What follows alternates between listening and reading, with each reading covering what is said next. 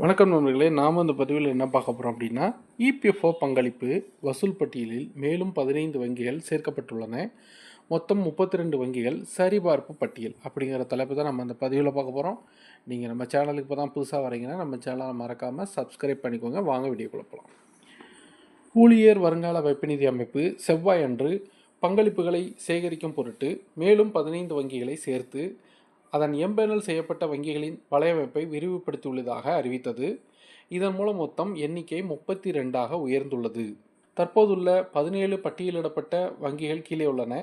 பாரத state வங்கி, HDFC வங்கி, ICICI வங்கி, ஆக்சிஸ் வங்கி, கோடாக் மஹிந்திரா வங்கி, யூனியன் வங்கி, பரோடா வங்கி, கனரா வங்கி, பஞ்சாப் நேஷனல் வங்கி, IDBI வங்கி, இந்தியன் வங்கி, இந்தியன் ஓவர்சீஸ் வங்கி, எஸ் வங்கி, மகாராஷ்டிரா வங்கி, மத்திய வங்கி, ஜம்மு அண்ட் காஷ்மீர் வங்கி மற்றும் இந்திய வங்கி.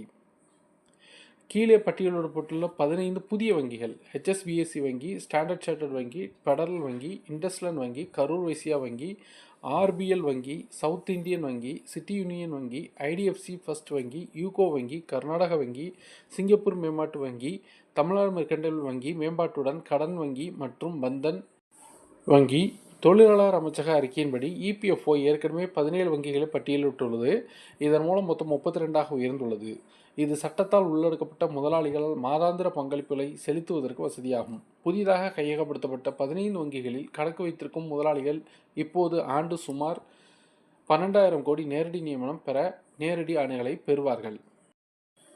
மத்திய தொழிலாளர் மற்றும் வேலைவாய்ப்பு அமைச்சர் டாக்டர் மான்சுக் மாண்டவியா தனது உரையில் நவபாரதத்தை நோக்கிய நாட்டின் முன்னேற்றத்திற்கு நாட்டின் எதிர்காலத்தை வடிவமைப்பதில் முக்கிய பங்கு வகிக்கும் இபிஎஃப்ஓ போன்ற நிறுவனங்கள் கணிசமாக ஆதரவளிக்கின்றன. கிட்டத்தட்ட 8 கோடி செயலில் உள்ள உறுப்பினர்களையும் 78 லட்சத்திற்கும் மேற்பட்ட ஓய்வூதியதாரர்களையும் கொண்ட இபிஎஃப்ஓ மில்லியன் கணக்கு மக்களுக்கு சமூக பாதுகாப்பை உறுதி செய்யும் சலுகைகளை வழங்குகிறது என்று கூறினார். வீடியோவை லைக் பண்ணுங்கள், ஷேர் பண்ணுங்கள். மறுபடியும் அடுத்த வீடியோவில் சந்திப்போம். நன்றி, வணக்கம்.